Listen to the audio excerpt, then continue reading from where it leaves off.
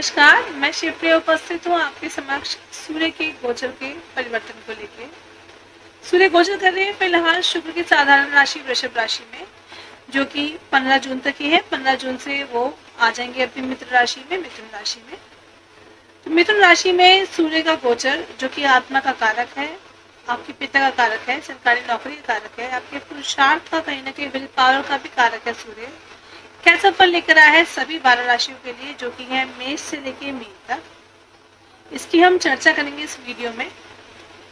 मिथुन राशि जो है वो 3 नक्षत्रों को लेकर बनती है, जो कि है मृगशिरा नक्षत्र, जिसके 3 चरण होते हैं, आपका आद्रा नक्षत्र जिसके 4 चरण होते हैं, और पूर्णवसु नक्षत्र जिसके 3 चरण होते हैं। मृगशिरा नक्षत्र मंगल का नक्षत्र होता है, आद्रा नक्षत्र का स्वामी राहु है, और पूर्णवसु नक्षत्र का स्वामी गुरु है। चर्चा करते हैं सबसे पहले मेष राशि को लेके। मेष राशि के जो स्वामी है वो मंगल होते हैं, और सूर्य जो है वो आपकी कुंडली में गोचर कर रहे हैं फिलहाल तृतीय भाव में, जो कि पराक्रम का, पुरुषार्थ का घर होता है आपका। छोटे भाई बहन का घर भी यहीं से देखा जाता है। तो मेष राशि वाले जातकों के लिए अच्छी बात यह है कि फिलहाल कोई अढ़ैया या साढ़े साथी कुछ भी नहीं चल रहा है, ना ही सूर्य पे ऐसे किसी ग्रह की दृष्टि है सिवाय केतु के। ये इतना बुरा नहीं माना जाएगा, परंतु हाँ, जब भी सूर्य आएंगे राहु के नक्षत्र के अंदर बीच में कुछ दिनों के अंतराल के अंदर, तो तब आपको जरा हड्डियों का ध्यान रखना है। आपकी हड्डियों या नसों से संबंधित आपको कोई दिक्कत ना उठे, खासकर उन लोगों को जिनको पहले कोई दिक्कत रह चुकी है, हड्डी से संबंधित चोट का घटना कोई हो चुका है, उससे हो सकता है आपका दर्द वापस से उठ जाए। और वैसे देखा जाए तो मेष राशि वाले जातकों के लिए ये गोचर बहुत ही बढ़िया गोचर है। जॉब के पर्पज से देखें तो भी, प्राइवेट जो लोग जॉब कर रहे हैं, जो बिजनेस कर रहे हैं, उनके लिए भी बहुत लाभदायक है। मूल मंत्र जो है वो ये है कि आपको पुरुषार्थ की कमी नहीं होनी चाहिए, अर्थात आपकी पराक्रम में कमी नहीं आनी चाहिए, क्योंकि ये गोचर आपके लिए बहुत ही लाभकारी है हर तरह से।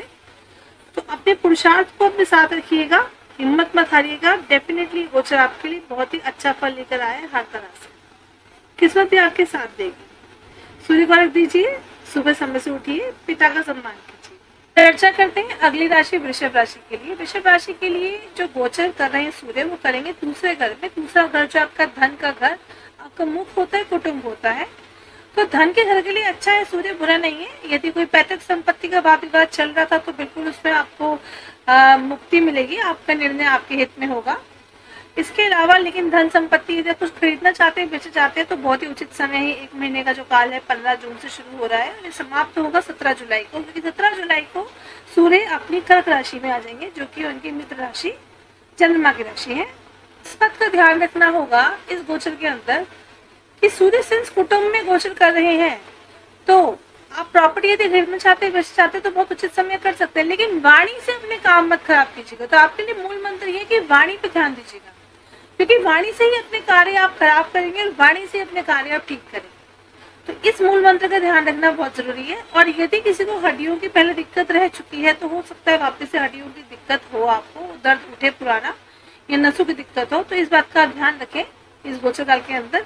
एंड सबसे इम्पोर्टेंट, कृपया करके आप जो है मद्यपान ना करें, कोई भी नशा ना करें। एटलीस्ट ये 1 महीने के लिए कोई बड़ा टाइम नहीं है ये, इसलिए क्योंकि दूसरा घर मुख का घर भी होता है और नेत्र का घर भी होता है, तो नेत्र का भी ध्यान रखें। हो सके तो सूर्य की रोशनी से बचें, आपके लिए अच्छा होगा। और यदि आपकी और नेत्र में कोई दिक्कत है तो इस काल में वो प्रॉब्लम बढ़ सकती है, तो इसलिए बेटर है समय रहते आप उसका जो है सोल्यूशन निकाल लें और अपना ध्यान रखें। वैसे ओवरऑल सूर्य की बात करें तो प्राइवेट जॉब में जो लोग काम कर रहे हैं, जो बिजनेस में है, उन सब के लिए बहुत बढ़िया गोचर है, अच्छा गोचर है। अब बात करेंगे अगली राशि की, मिथुन राशि की। मिथुन राशि वाले जातकों के लिए सूर्य जो गोचर कर रहे हैं वो कर रहे हैं उनके लग्न में। मिथुन राशि वाले जातकों के लिए भी सूर्य बहुत ही अच्छा फल लेकर आए हैं। कुछ बातों का केवल हमें ध्यान रखना है, वो ये है कि हमें इस काल के अंदर सुबह समय से उठना है। ऐसा नहीं है कि देर तक हम सो रहे हैं, और यदि आपकी आदत है तो कृपया अपनी इस आदत को बदल लीजिए, आपके लिए अच्छा होगा। अपने बड़ों का सम्मान कीजिए, खासकर अपने पिता का, अपने बॉस का सम्मान कीजिए। यदि अपने पिता बॉस का सम्मान नहीं करते तो डेफिनेटली आपको कष्ट भोगना पड़ सकता है। और यदि आपके अंदर ये अच्छी आदत है कि आप उनका सम्मान करते हैं, उनकी बात को समझते हैं, उनका मान रखते हैं, तो डेफिनेटली ये काल आपके लिए बहुत बढ़िया है। आपको यश, मान, कीर्ति सब कुछ प्राप्त होगा इस काल के अंदर। पैसे के ओर से देखा जाए तो भी बहुत बढ़िया है, भाग्य से देखा जाए तो बहुत बढ़िया है। पिता से आपको बल्कि फायदा ही होगा, पिता आपके लिए हितकारी ही साबित होंगे। इनफैक्ट यदि आप जॉब चेंज करना चाहते हैं या फिर आप जॉब के अंदर प्रमोशन चाहते हैं तो डेफिनेटली ये भी इस गोचर के अंदर दिख रहा है। आप कर्म कीजिए, आप कर्म कीजिए, क्योंकि सूर्य जो है वो तीसरे भाव अर्थात पुरुषार्थ के भाव के स्वामी होकर आपके लग्न में गोचर कर रहे हैं। तो ये जो गोचर काल है मिथुन राशि वालों के लिए बहुत ही बढ़िया है, आपके लिए कुछ लेकर ही आए हैं, आपको कुछ अच्छा देकर जाएगा। लेकिन इन बातों का जो बोला है ध्यान रखना बहुत जरूरी है। यदि नहीं रखते हैं तो ये बातें विपरीत हो जाएंगी जो आपको बता रही हूँ, अर्थात जो अच्छाई है वो अच्छाई आपको नहीं मिलेगी। और यदि इन बातों को ध्यान रखते हैं तो डेफिनेटली ये काल आपके लिए बहुत ही बढ़िया है, हर तरह से भाग्यशाली काल होगा आपके लिए। आपकी व्यक्तित्व भी एक अलग ही निखार आएगा। आपकी जो दुनिया में मान सम्मान के साथ साथ अट्रैक्शन है, अपीलिंग है, वो भी अलग ही तरह से बढ़ेगी। हाँ, लेकिन अहंकार लेकिन मत आइएगा अपने अंदर। यदि अहंकार लाते हैं तो दाम्पत्य जीवन में भी कष्ट आ सकता है। अहंकार को दूर रखिए अपने आप से। इसके अलावा कुछ बातों को ध्यान में ये रखना है कि हम सूर्य को अर्घ देते हैं समय रहते रहते, अर्थात सुबह उठ के समय से। और ये हो सकता है कि आपको इस गोचर काल में सर दर्द या थोड़ा हल्का फुल्का बुखार हो, तो स्वास्थ्य का इस तरह से आपको ध्यान रखना होगा। अन्यथा इसके अलावा सूर्य के गोचर जो मिथुन राशि वाले जातकों के लिए बहुत ही बढ़िया है, इस काल में देख पा रही हूँ, बहुत ही अच्छा फल आपको देके जाए। चर्चा है चतुर्थ राशि की, जो कि कर्क राशि है, कैंसेरियन जिसे बोलते हैं इंग्लिश में। कर्क राशि के जो जातक हैं उनको इस बात का ध्यान रखना है कि उनका सूर्य ये फल इतना अच्छा लेकर नहीं आया, अर्थात सूर्य 12वें घर में गोचर कर रहे हैं, जो एक खर्चे का घर होता है। तो धन नाश का, अननेसेसरी धन के खर्चे का योग बन रहा है। अब यहाँ पे धन नाश से मेरा जो अर्थ है वो समझने की कोशिश कीजिए। यदि तो आप हैं गलत आदतों के अंदर, जुआ, सट्टा, लॉटरी, या फिर आप नशे करते हैं या फिर कोई भी गलत कर्म में है, तो डेफिनेटली ये काल आपके लिए बहुत ही बेकार है, अच्छा नहीं लेकर आएगा आपके लिए रिजल्ट। आपके मान सम्मान में हानि होगी, आपका धन का नाश होगा और डेफिनेटली आप सही दिशा में नहीं जाएंगे तो आप छिपते फिरेंगे और आपका आचरण सही नहीं होगा तो आपको उसका डेफिनेटली रिजल्ट अच्छा नहीं मिलेगा। आप पे उंगलियां भी उठेंगी, मान हानि भी होगी। लेकिन यदि यही आपकी अच्छी आदतें हैं आपके अंदर, आप नशा में किसी भी किस्म के इन्वॉल्व नहीं है, आप मद्यपान नहीं करते, आप जुआ, सट्टा, लॉटरी में इन्वॉल्व नहीं है, कोई भी ऐसी हरकत नहीं कर रहे हैं, अपने कर्म को इस दिशा में नहीं लेके जा रहे हैं कि आप पे उंगली उठे, आपके आचरण पे उंगली उठे, आपके चरित्र पे उंगली उठे, तो फिर डेफिनेटली ये काल आपका फिर भी शांति से तरीके से जा सकता है।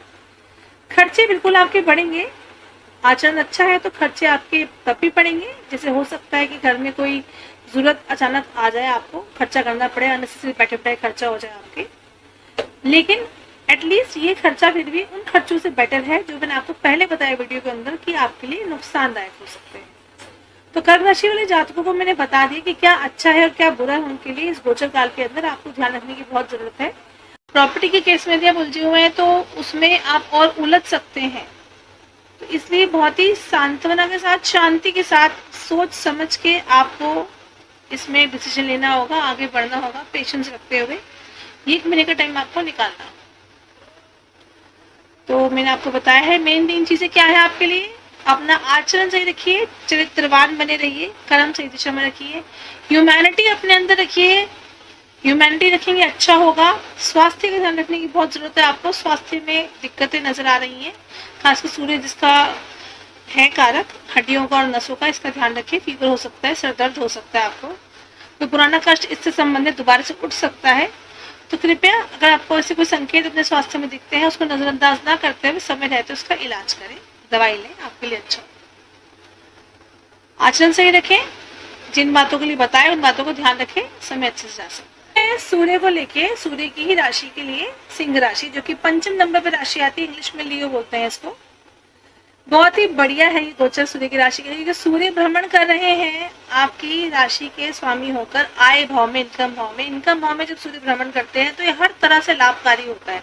फर्स्ट ऑफ ऑल आपकी इनकम को स्टेबल करता है, इनकम को बढ़ाता है। यदि आप इंसेंटिव बेस्ड है, डेफिनेटली आपकी इनकम बढ़ेगी, आपके पास अपॉर्चुनिटी इस पैसे की और आएगी। कहीं पैसे आपके अटके हुए तो वो पैसे भी आपको वापस मिलेंगे। बिजनेस के व्यू पॉइंट ऑफ व्यू से भी जो बिजनेस मैन है उनको बहुत फायदा होगा इस गोचर काल। कुछ बातों का जिनको आपको ध्यान रखना है वो ये है कि आपको इस गोचर काल में झूठ नहीं बोलना है, पिता का सम्मान करना है और समय रहते सारे कार्य करें तो बहुत अच्छा होगा। यदि आप इस गोचर काल में झूठ बोलते हैं या फिर आप मद्यपान करते हैं और समय के अनुसार कार्य नहीं करते, अर्थात चीजों को टालते हैं, तो फिर सूर्य का जो अच्छा फल है आपको नहीं मिलता है। तो ये बहुत ही छोटी छोटी बातें जिनको बताया मैंने, इसका ध्यान रखेंगे तो ये गोचर काल आपके लिए बहुत ही अच्छा होगा। गर्भवती स्त्री थोड़ा ध्यान रखिए, सूर्य की सीधी दृष्टि पड़ती है आपके गर्भ पे, जो सिंह राशि गर्भ स्त्री है, तो आप उठना बैठना थोड़ा ध्यान से कीजिए, खान पान का ध्यान रखिए।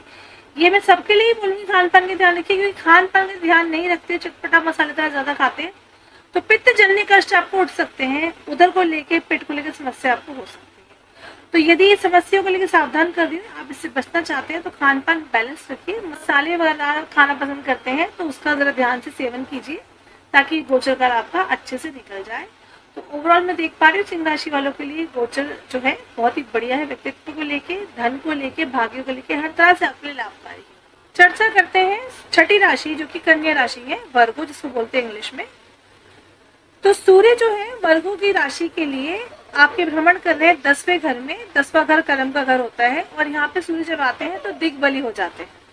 दिग्बली होकर आपकी मन की बात को सुनते हैं, एक किस्म से आपकी मन की इच्छा की पूर्ति करते हैं। तो ये समय आपकी डेफिनेटली इच्छा पूर्ति का समय है, डेफिनेटली आपकी इच्छा जरूर पूरी होगी, जिसमें आप बहुत समय से लगे हुए हैं कि ऐसा हो जाए। लेकिन हाँ, ये जरूर है कि ये इच्छा आपकी अच्छी होनी चाहिए। यदि आप कोई गलत इच्छा मन में लेके बैठे हुए हैं तो वो मत एक्सपेक्ट कीजिएगा, क्योंकि सूर्य जो है ये राजा है, ये आत्मा कारक है, ये घड़ी है, समय है, तो ये हमेशा अच्छे का ही साथ देते हैं, कोई बुरे का साथ नहीं देंगे। दूसरी बात, सूर्य 10वें घर में जब भ्रमण कर रहे हैं तो ये स्वामी है आपकी राशि के 12वें घर में। तो ये जरूर है कि थोड़ा आपका जॉब के अंदर, जहाँ आप जॉब कर रहे हैं, थोड़ा आपको चेंजेस महसूस हो सकते हैं, थोड़ा उठा पटक हो सकती है। उठा पटक से मतलब है कि हो सकता है आपका माइग्रेशन हो जाए जॉब के अंदर, या फिर आप जॉब चेंज करें।